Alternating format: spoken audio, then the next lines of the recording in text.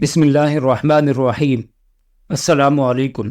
شیخ الاسلام حضرت علامہ ظفر احمد عثمانی صاحب رحمۃ اللہ علیہ فرماتے ہیں کہ میں اس زمانے میں حج کے بعد مدینہ منورہ گیا جب حجاز مقدس میں ان دنوں بہت غربت ہوا کرتی تھی۔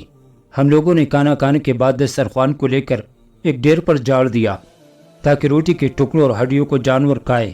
تھوڑی دیر کے بعد جب میں اپنے کمرے سے باہر نکلا تو یہ دیکھ کر حیران رہ گیا کہ ایک خوبصورت 9-10 سال کا بچہ ان ٹکڑوں کو چن چن کر کھا رہا ہے۔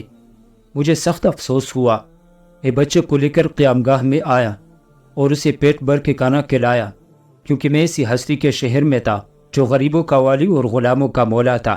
میرے اس برتاؤ سے بچہ بے حد متاثر ہوا۔ میں نے چلتے وقت اس سے پوچھا کہ بیٹے تمہارے والد کیا کام کرتے ہیں؟ اس نے کہا کہ میں یتیم ہوں۔ میں نے کہا کہ بیٹا میرے ساتھ ہندوستان چلو گے، وہاں تم کو اچھے اچھے کھانے کھلاؤں گا، عمدہ کپڑے پہناؤں گا، اپنے مدرسے میں تعلیم دوں گا۔ جب تم عالم فاضل بن جاؤ گی تو میں خود تم کو یہاں لے کر آؤں گا اور تمہیں تمہاری والدہ کے سپرد کر دوں گا۔ تم جاؤ اور اپنی والدہ سے اجازت لے کر آؤ۔ لڑکا بہت خوش ہوا اور وہ چلتا کودتا اپنی والدہ کے پاس واپس گیا۔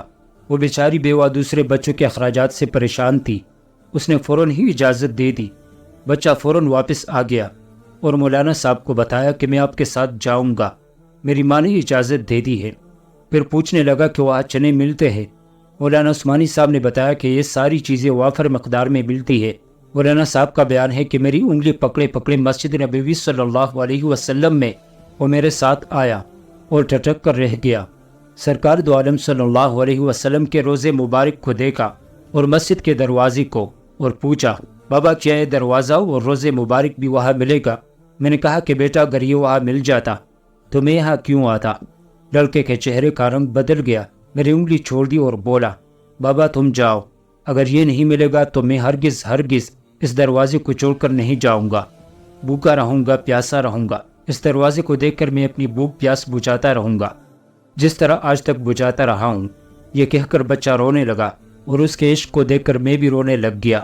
کیا عشق تھا اس 9-10 سال کے بچے کا، اور ایک ہمارا عشق ہے کہ روز اپنے آقا صلی اللہ علیہ وسلم کی سنتوں کا خون کرتے ہیں۔ آج ہم نام کی عاشق ہے بس، باقی قربانی کرنے کو بالکل بھی تیار نہیں ہے۔